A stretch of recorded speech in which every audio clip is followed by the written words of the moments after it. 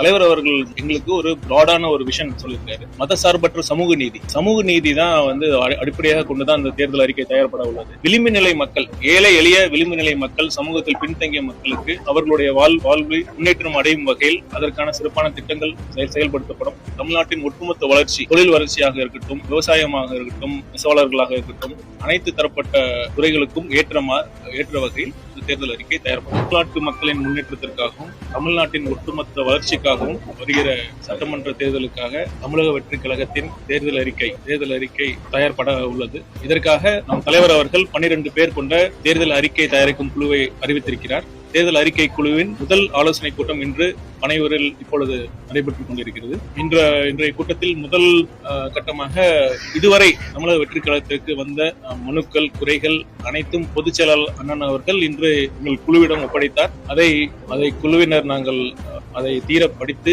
அதற்கான தீர்வுகளை நாங்கள் அறிவிக்கிறோம். அதன் பிறகு அடுத்த கட்டமாக தமிழகத்தை மண்டலம் வாரியாக பிரித்து இந்த குழு ஒவ்வொரு மண்டலத்திற்கும் சென்று மக்களை சந்தித்து அங்கு உள்ள சங்கங்களை சந்தித்து அவர்களின் குறைகளை கேட்டு அவர்கள் எந்த மாதிரி எதிர்பார்ப்புகள் மக்களிடம் இருக்கிறதோ அதை கேட்டறிந்து அதையும் கருத்தில் கொண்டு இந்த தேர்தல் அறிக்கை தயார்பட உள்ளது.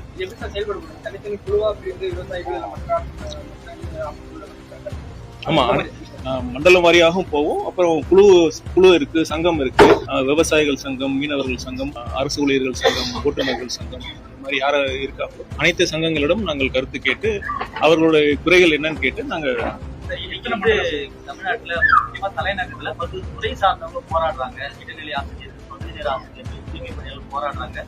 இன்னும் அவருடைய கோரிக்கை முழுமையா இன்னும் கொண்டு போய் அவங்களுக்கு சேர்க்கப்படல.